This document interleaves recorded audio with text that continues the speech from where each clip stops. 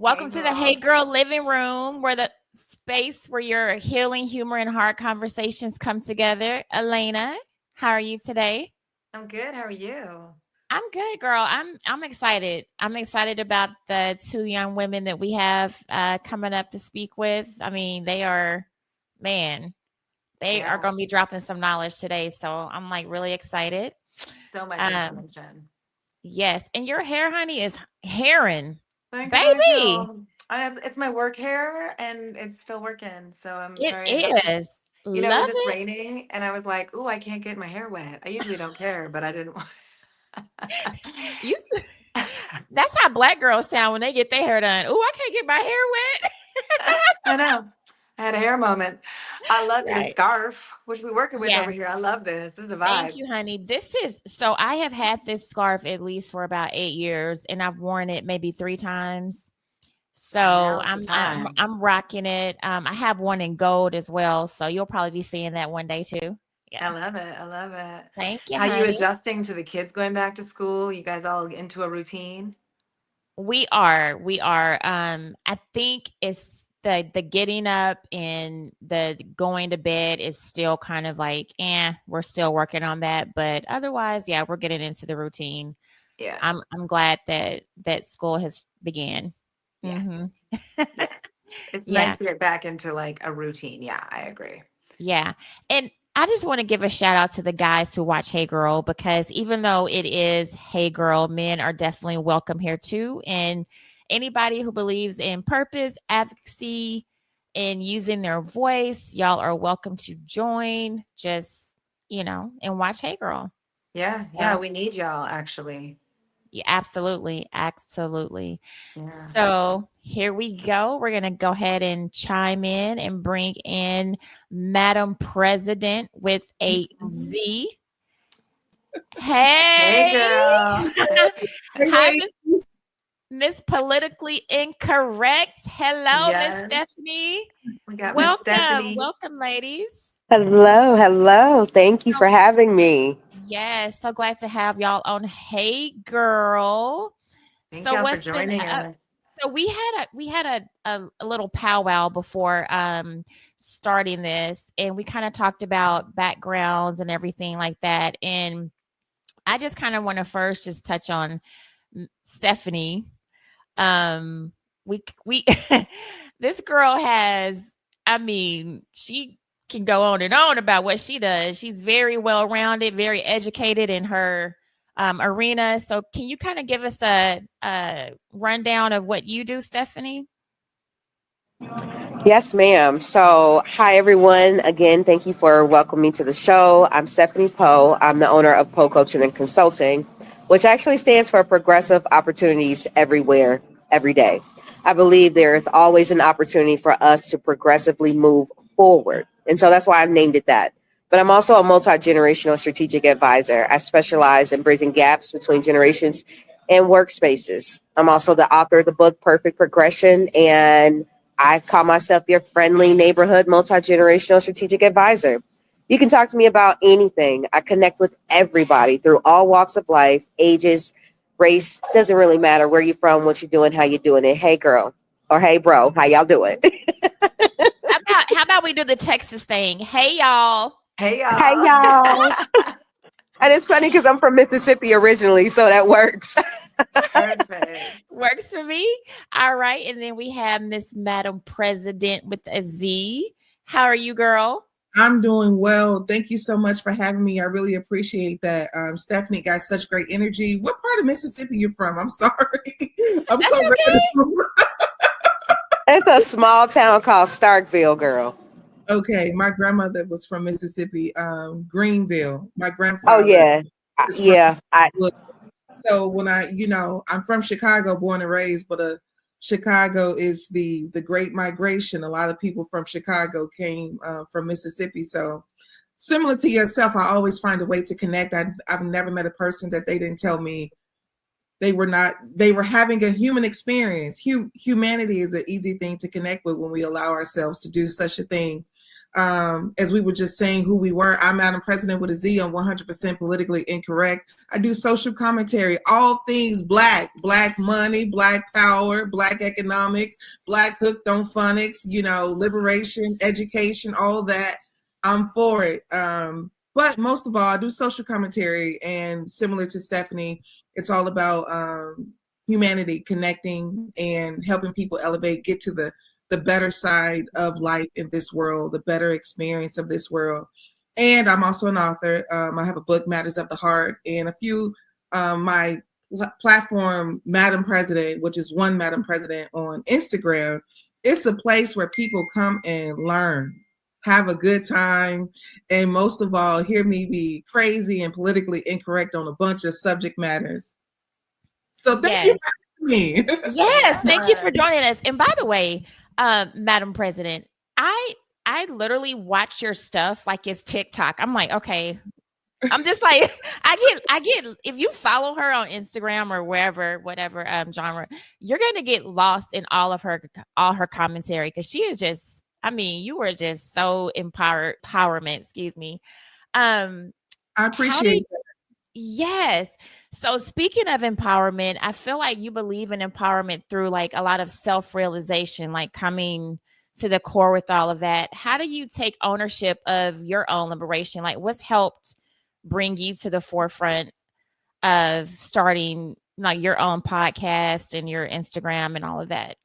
Well, honestly, I think that when you become intelligent enough to understand that, no one's coming to save you, then you'll start to figure out, well, hell, I better start figuring out how to either build a boat or a life jacket myself. So sometimes you'll wait around and hope. I was telling a friend that I can't even, I remembered recently that I had I went and did the whole interview process for 106 in Park. Remember back in the day when they were having like hosting, they would say, hey, come and try out for this thing. And everybody would be lining up. And this was before access to information felt so, universal and easy, right?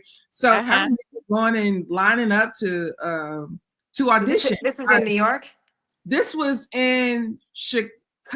Somewhere in Chicago. They were doing it all over, from New York, Chicago, and other places. This was right when Free and AJ was over, and they had selected Terrence and Roxy, but they had went on probably like a 10-city tour to figure out, who could be the next 106 in Park host. So I was a college student, and all that to say that I remember always having an interest in media and mic work, I like to call it that. And I used to host concerts in college. One of the people on campus would say, hey, Chanel, can you host this? And I'd be like, okay, I'll do it, So I had become very comfortable and familiar with the stage. So then, leadership, just wanting to be your best self. That's why my name is Madam President, is because I'm always going to be a leader, no matter who's in the room, no matter how much money is on the table. I'm going to be a leader about it. I'm going to have the consideration of others. So, and then when you operate in becoming the president of the United States is the highest form of a position that you can hold. So I always say that I'm going to be the president of my life. I'm going to be the president of every situation that I'm in.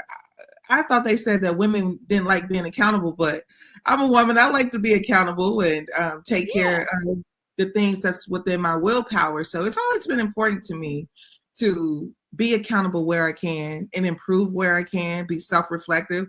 I don't ever want to get to the next year and say, I don't have anything to learn. There's always room to learn. So what you see is just really me learning out loud when you see me, sharing my thoughts and sharing my experiences and hoping that somebody can connect with that and learn from it too.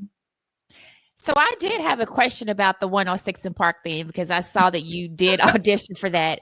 And you talked about that moment being like a full circle moment when you got to get up and talk in front of a lot of people and share your story. How has that moment become full circle from when you auditioned to now talking in front of a lot of people, thousands of people about? I'm sorry, did you have more to that? Oh, no, go ahead. That's it. Yeah. Okay. I was just going to say that what happens is you got to remember you have a person like Beyonce, she can fill up a stadium, and if you allow that to be your metrics of success, then you'll feel like you failed, but people fill up classrooms and that's success. People fill up, a living room and that's success. So number one, you have this mainstream idea of success and a lot of people can't get past that. And they're missing the mark on even living a life of purpose because they feel like someone hasn't chosen me yet, right? So when you start to choose yourself, you don't look for permission outside of yourself to do the things that God said that you can do. Why would you be going to someone else and ask them, am I talented, when God said you're talented? What is wrong with you? So right. That doesn't come easy. I'm 40 this year. I will say my 24-year-old self did not have the confidence of my 40-year-old self. So if anybody is on here and they're young, it gets better if you stick through it. So all that to say that, you just start to believe in yourself, and the more self-belief that you have, the more esteem that you have, the more it's going to show up. So you'll be like, well, I got a camera. What's stopping me? I got a microphone. You have a portal to the world. We all do. Yeah. Yes. Alaina, Yeah. Stephany, I have a question for you. I'm just trying to piggyback on Madam President, because you said in the podcast that sometimes we can be our own clutter. So I feel like what you said, Madam President, I want you to explain what you mean by that, Stephany. Like, sometimes we can be our own clutter. When I say that sometimes we can be our own clutter, meaning that we create scenarios that hasn't even happened yet based on other people's experiences or based on a past experience that maybe did not go in our favor. And the reason why I believe it didn't go in our favor is because we lacked intention. When you do not become intentional, and the things you say, the things you do, how you walk, how you talk, how you move, then you are allowing for everything else and anyone else to dictate your outcome. We have to be willing to give and receive. There's an equal exchange of energy here. What are you willing to give in order to receive what you want? The one thing that I tell people is that one prayer, God, please make a way. I don't even like that prayer. And this is why. Because it's not intentional and it's not specific enough. Because guess what? I'm praying for the same prayer, but I'm in position to receive it. Are you? Because if you miss that free throw, I'm gonna catch the alley-oop. I'm just gonna be honest with you. So I'm in position to receive. You're not. So when we're talking about making a way and we're talking about clutter, put yourself in the position to receive, because you've worked too hard to get there. How do you posture yourself to be in a position to receive? You have to do the work. You have to be willing to let go of things that no longer serves you any more value or purpose. That includes people, that includes situations, that includes time that you cannot get back. Second, you have to let go of ideologies that no longer is valid in that particular moment in time. The same mind that created the problem is not going to be the same mind that solves that problem. You have to think outside the box. Hell, get outside the circle, outside the box. Go speak to an Aquarius. They give you stars and be like, here's a circle. I'm just saying, Pluto's in Aquarius right now. So that's why we're seeing a lot of craziness, but in a good way. But things have to be undone from inside. Stephany, you have like a few videos on your Instagram, your Wednesday Why. And I feel like when you answer it, it's like accountability. Like, don't ask why you're having a hard time with certain people at your job if you're not willing to look at what you're contributing. So do you feel like that's a big part of generational success and gaining success? Yes and no. And I say yes and no because success is however we define it, right? And secondly, when it comes to different generations, I think the boomers and the Gen X had a hard time with defining what that means for themselves because we were just in a different world. And so now when I do my Why Wednesdays, at least for the month of August, and it's funny because my theme was self-accountability. And it was in Leo season. So look at me, Leos. I can't help but stop and stare Leos. I mean, that was just perfect, right? And so in my business and how I do things is I don't want to lead by example. I am the example. So I use myself as an example whenever I answer these questions back because I want other people to see and understand that I'm you and you are me. And I've been there. And this is how I took the steps to get through it. And so the generation that we have now, they're really purposeful. They're really looking for purpose. But in order to really search for purpose, you have to search for yourself within, because change happens internally before it can happen externally. And so that's when I started the Why Wednesdays. And it really derived from a fire within me, because I got tired of hearing people tell me what my purpose is. And I know what my purpose is, because I know me better than anybody on the face of this earth. The minute you tell me you know me, I'm about to switch on you. Do you know that part? I'm just being honest. Yeah. Well, I think that like both of y'all are authors, right? I think like to take your knowledge and to put it on paper and go, here, I have some knowledge that I want to share with the world. Like that takes a lot of courage. That takes a lot of confidence. Um, what is it about for both of you? What is it about your information that you were like, this has to be out there? Like I'm missing this in my life. I feel like other people are missing this. Like what was the inspiration? Madam President, you want to talk first? I was going to say belief system, esteem. This is one of the biggest things that I feel like people miss the mark on, is esteem. I like to say, if it was on the stock market, boy, I would get people a few shares, because it's one of those things. It's one of those things that is so essential, even to what Stephany is saying. And I'm so glad that I was able to connect with you, Stephany. I like what you're talking about. And I do a lot of that work too. Corporate trauma is a course that I created. But anyways, esteem. What I realized is I was operating in a lot of low self-esteem. And this was even on a professional level, personal level, romantic level. And what's happening is it's like, would you allow anyone to treat you poorly if you knew who you were? You know, it's kind of like when you pay first class, you pay for a flight and it's first class, and they's like, no, you back there and coach and you get on last. You like, wait, hold on, I ain't pay for that. I pay for a certain service. I have a certain expectation behind that. So I realized that I was operating on a standby self-esteem. And then when you operate like that, your life will reflect that. And I'll never forget, and I'll pass the mic, but even in college, I remember being a very subpar college student. I talked to one of my mentors, and he says, well, what's your grades like? This is the first time I met him. I said, well, I didn't have a good semester. You know, it's not that great. He says, well, I'm going to tell you something. He said, intelligent people don't go around explaining why their grades don't reflect their intelligence. He said, that's number one. So I was like, okay, that's a good point. And a lot of people say that, Alaina, and I'm sure you can probably attest to this, and you too, Stephany, where people will say, I want to be an actor. I want to be an actor. But they won't take a course. They won't speak in public. What kind of acting are you talking about? You know, so it's like your mind has to catch up with your mouth. And if you're not ready for that, you got to stop talking. And that's what because I'm a talker, my mind and my body and my spirit was saying, you're going to have to catch up or be quiet. And as you can see, I wasn't open to being quiet. So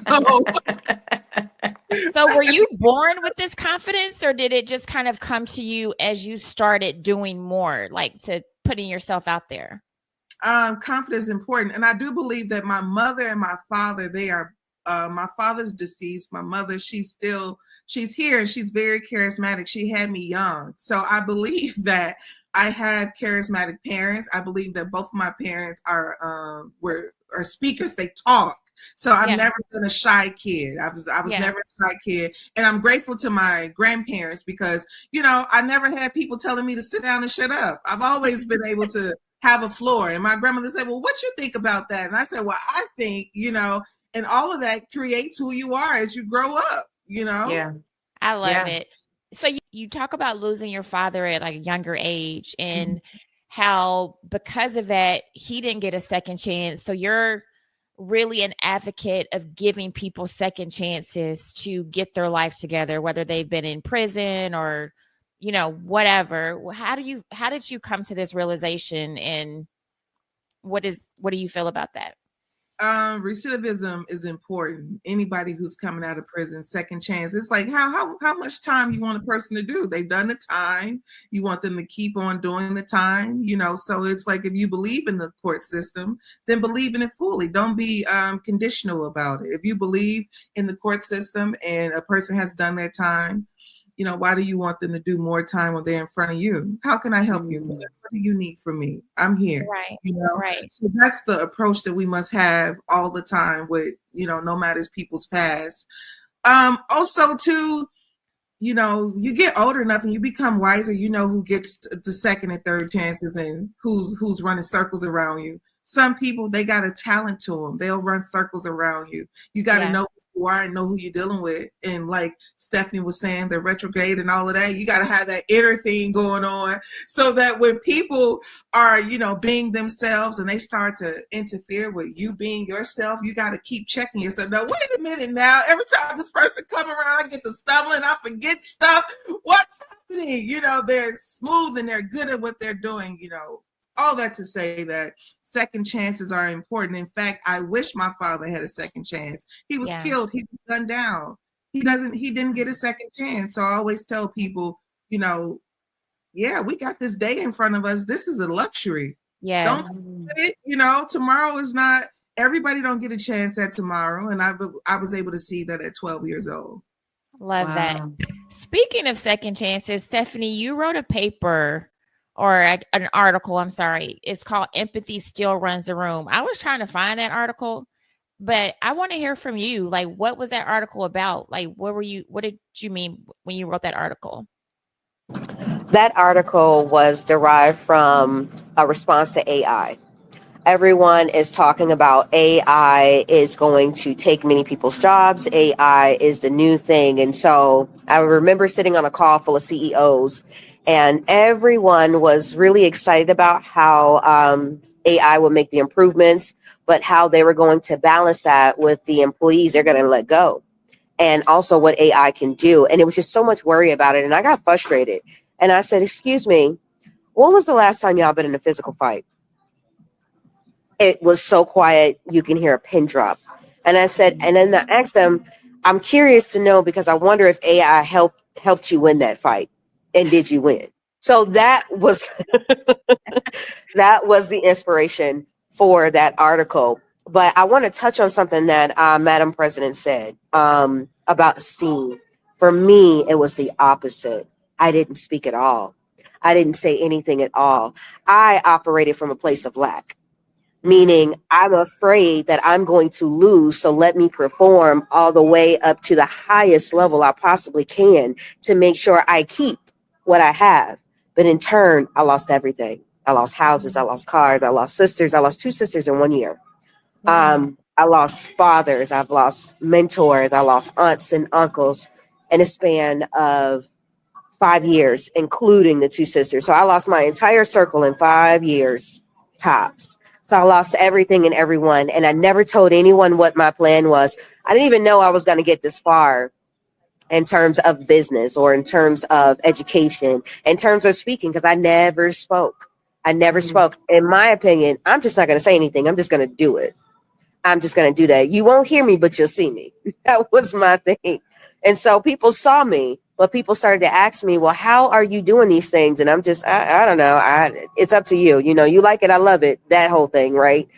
So then I started to actually talk more about, these are my thinkings. These are my thoughts. This is how I wanted to do this. And this is the vision that I see for myself. And then that's when it just started pouring out and people just started coming to me and was like, okay, Stephany, tell me more. This is what I'm seeing about myself. What do you think? And I just started to tell them, well, you know, I mean, what's the worst that can happen? It's illegal to eat people, at least in this country. So I think you'd be all right. So that, and I have a sense of humor, right? So I like to laugh and joke all the time. And today's world, I have to laugh because it helps me to not cry. So every time I get to tell somebody that, hey, my sister passed, or hey, I lost this person, or hey, I lost these people in my life that was extremely close to me, it helps me heal every single time. And in turn, they're opening up to me to tell me that happened to me too, but I don't know how I got past it. How did you do it? And so we walk through it together. And then it's like, you know what? I realize why supposed to speak. And so I never wanted to talk. I never wanted to do anything on Instagram Live. I never wanted to do any of the stuff I'm doing now. But I've been pushed into the position to actually talk about these things. And I always tell people, I never really answer anything indirectly. But if you call me by name, you have my undivided attention. So Wow. I definitely understand. And I would say operating from a place of lack is the fraternal twin to esteem. That is the fraternal twin. Because when you operate from a place of lack, then you're operating from a place of a hypothetical illusion that hasn't even happened yet. But you're making those actions and those decisions based on a hypothetical that hasn't even happened. And then you're upset because it happened in the way that it wasn't intended or expected. And now you're really in a place of esteem. Now you're really in a place of doubt, fear, worried. And Stephany, today I'm here. Hey, how y'all doing? Girl, your voice is voicing today for sure. Yeah. Any thoughts on that, Alaina?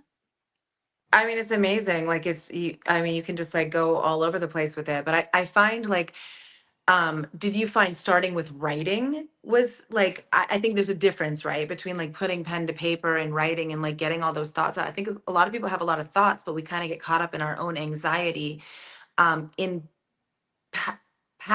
my past, anytime I've like sort of been very inspired to write, it just like, it's very cathartic. It like pours out, but I'm not sure that for me, like I'm much better with the script in my hand. I like my words written for me. So it's great to watch this to hear y'all speak about this transition from your own personal experience to voicing it. Is writing something, obviously you've written books, both of y'all, is that something that you continue to do? Absolutely. I'll say that this is very interesting about writing. When my father got killed, my mother and I, we were trying to find a poem to go inside of the obituary. My mother said, Chanel, you have to write something for your father's obituary. I was like, okay. And I remember trying to write something. I couldn't think of anything. And my mom was like, I'm going to find a poem for you. And I said, okay, that's fine. Find it, put it in there, put my name on it, whatever you want to do. So it was just a simple poem that was pretty much like a goodbye poem. But I will never forget from that moment, post that moment, I never had to think twice behind writing ever again. So it was that moment. And then we moved on to like, let's just say I just began to write all the time. Poems began to come to me. I began to write poetry. I was signing up for poetry contests. I was winning in middle school and high school. Then writing became a thing. And I went to writing camps and it was all love. But one day I got a hold to my mother's writings and I saw my mother had such a beautiful writing. And then I got hold to my brother's writing. And I said, wait, all these years I had thought this gift came from my father, but I think it came from my mother. I think it came from her because my sister can write and my brother can write. So some kind of way, I think mom kind of passed that on unspoken. So that's something that I've always said. Words come easy to me, like, strokes to an artist. Yeah.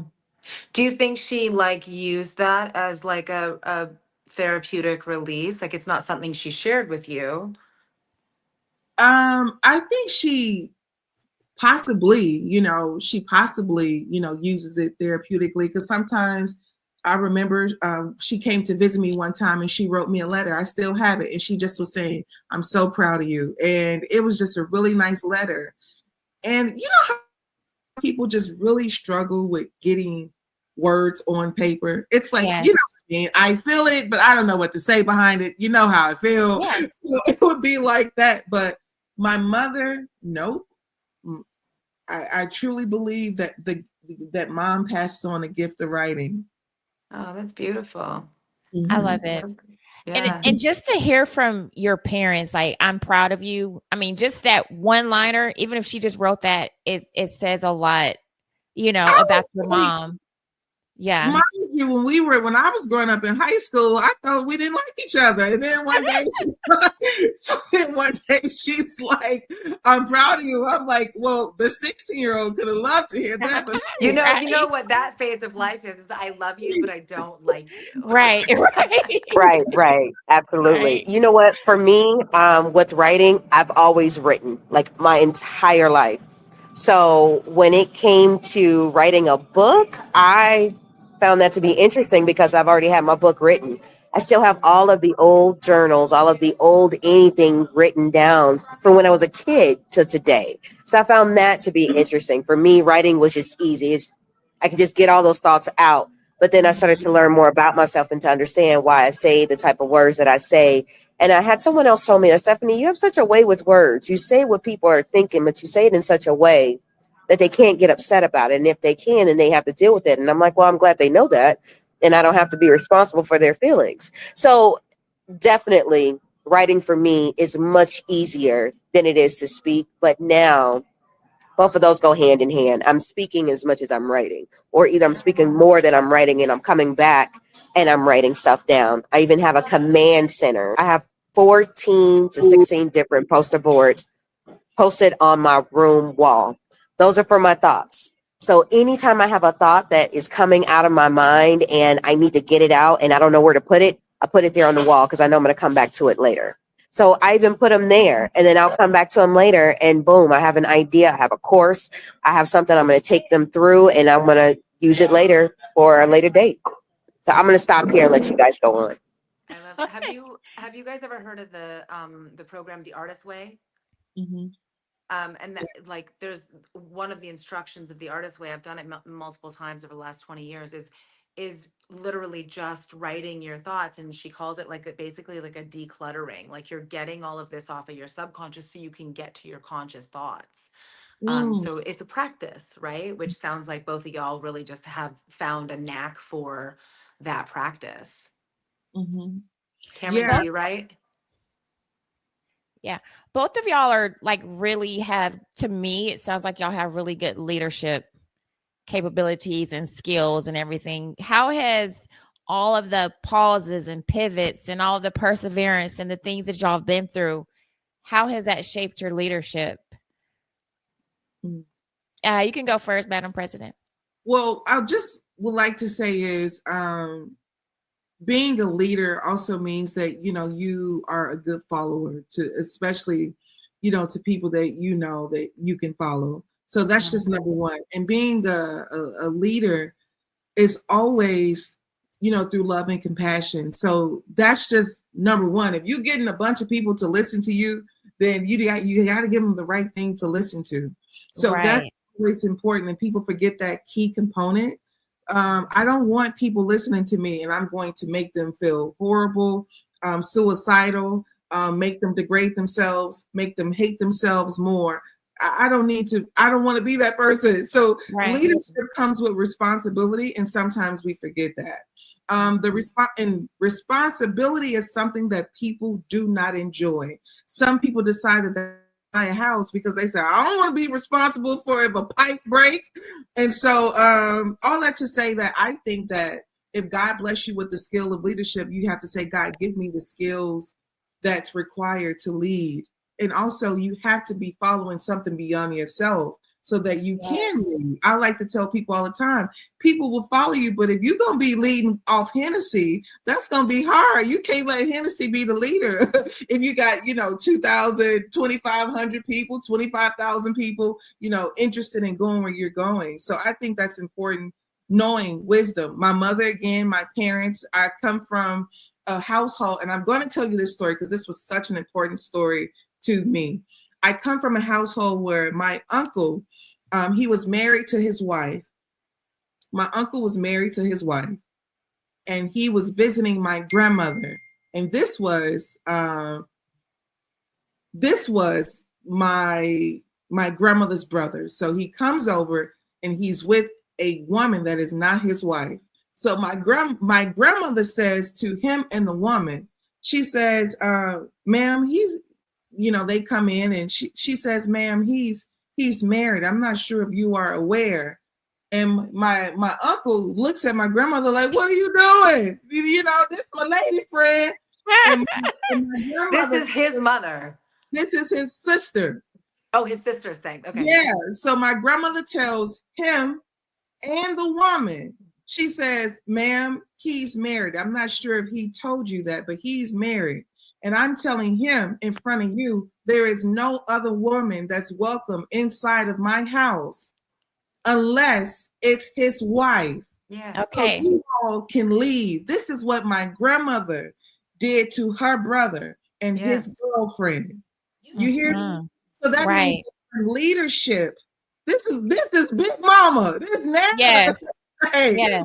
Big Mama, come on in. She ain't doing just biscuits. This is how a community is formed. This is how people straighten up. When we have leaders and we accountability.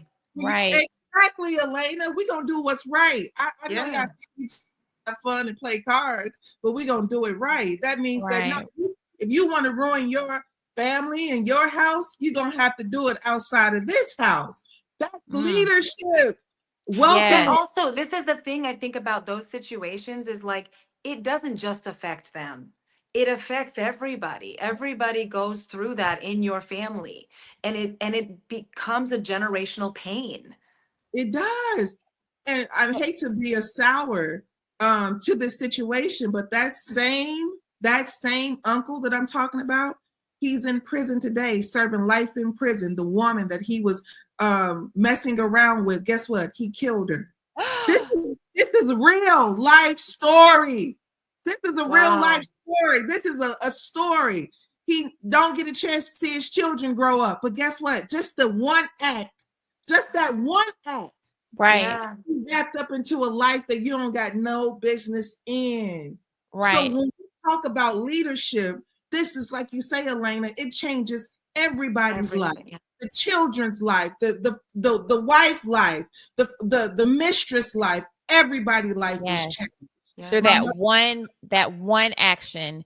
And Jeff says this all the time. We cannot not call out stuff like that. So what your grandmother did, she was breaking that generational curse so that her grandchildren wouldn't have to go through what your uncle went through. I mean, it's just, you have to call it out. Like you have to call that stuff out. Yeah. Stephany, what are your thoughts? For me, when it comes to leadership, I've learned that being a student, a lifelong student, keeps me in a better leadership position because I don't know it all. There are the younger generation that are coming up. Their eyes are much younger to the world, and they're learning things in a different way, in a different shape and form than I had ever experienced before because the world has changed. It's different. They understand purpose from a different perspective. They've defined purpose very differently. So I became a lifelong student of just life. And the funny thing about it, being so big off into spirituality, when I first began college, my very first year, I studied religious history.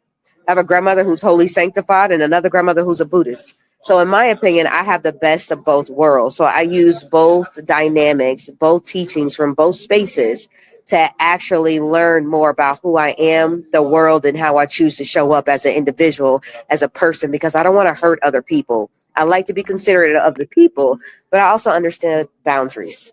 And I know we have that word thrown out around about, but here's the secret about boundaries. Boundaries are for you to honor, not other people.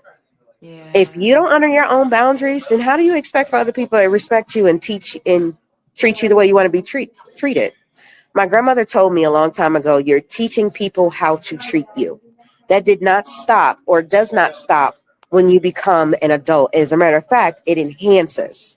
And so when you're in the workplace, you have to enforce your boundaries, even with your leader. Sometimes you got to let them know that, hey, I know that's how you speak with other individuals. I know that's how you show up, but that is not something I can show up for. So at this moment in time, I'm choosing to disengage. And so you do, and you move around. And so for me, that's what leadership does. I constantly learn about everyone in every way that I can. So I got a lot of background noise, and I'm so sorry, you guys. So I'm just going to mute here. I mean, and this is what community is about. This is about leaders stepping up into their purpose, having evergreen tools like the one we have today with Respocial Media, in One2Gration, so we can actually build and get more leaders like Madam President and Stephany out here to do what y'all are doing. So kudos to you ladies. Thank y'all so much. What's in the future for you guys? Like, what is next, Madam Prez?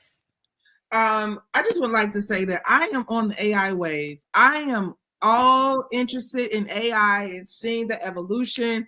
I used to be the person who was like, okay, I got a really good script. I'm going to see if I could sell it to Peacock. Now I'm in the mode of, you know what? I got a really good script. I wonder, can I get AI to create it for me? Not that that's a great thing, Alaina. I'm not saying that I want to dismiss actors. It's a tremendous tool.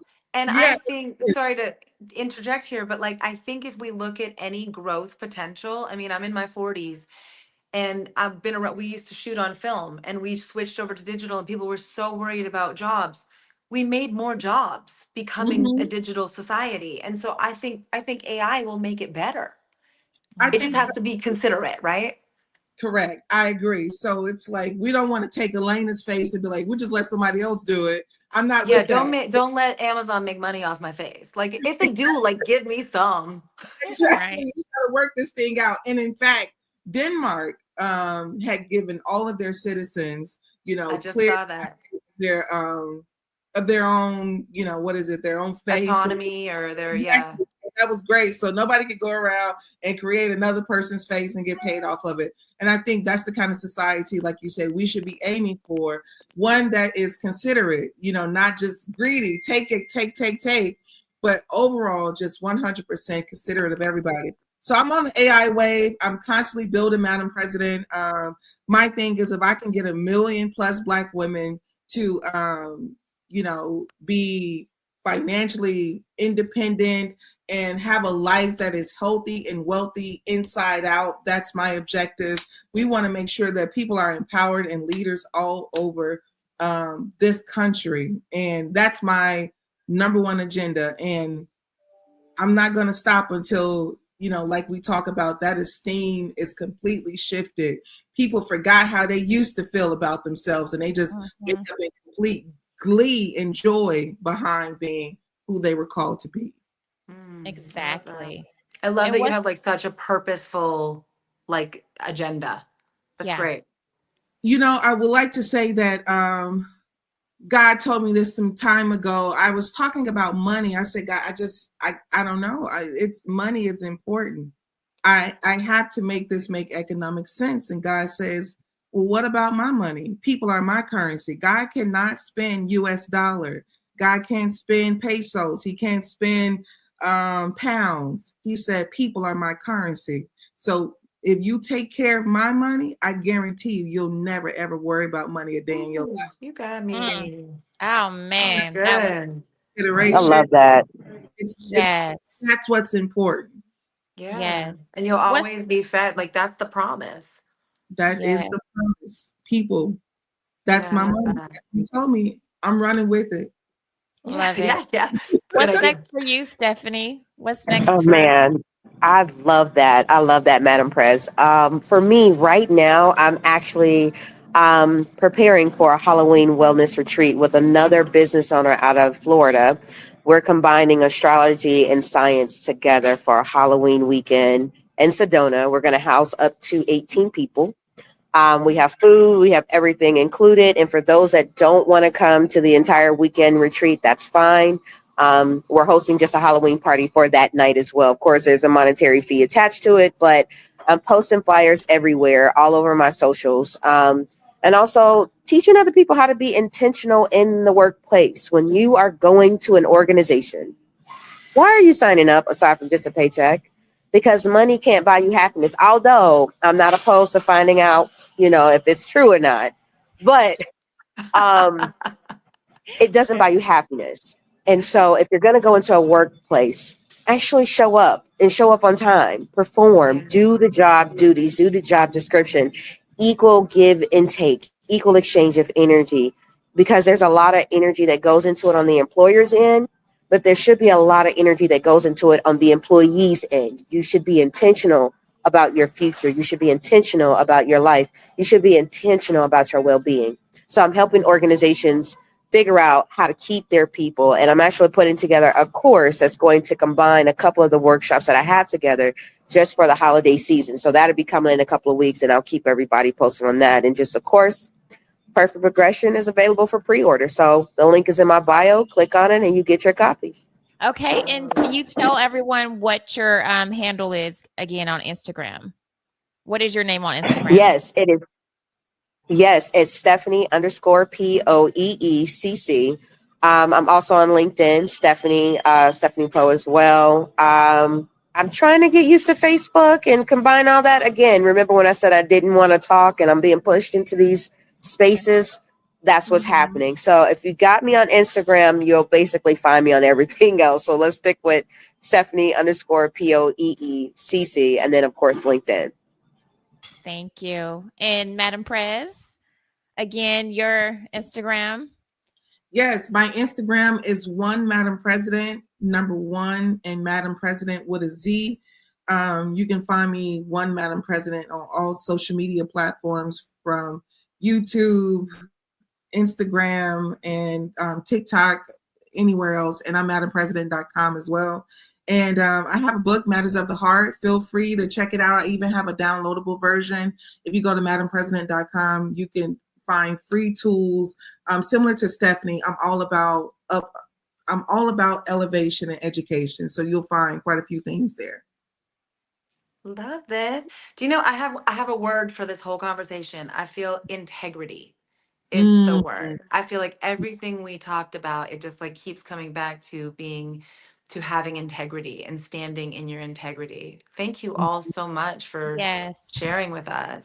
Yes, integrity and community for sure. Like community, because I feel like, again, this is what Hey Girl is about, making sure that none of us have to do this life alone, making sure that everybody has a space to come and share their knowledge and insight. And thank you so much, Madam Prez. Thank you so much, Stephany. Again, we welcome y'all back anytime. Yeah. And thank you for being on Hey Girl.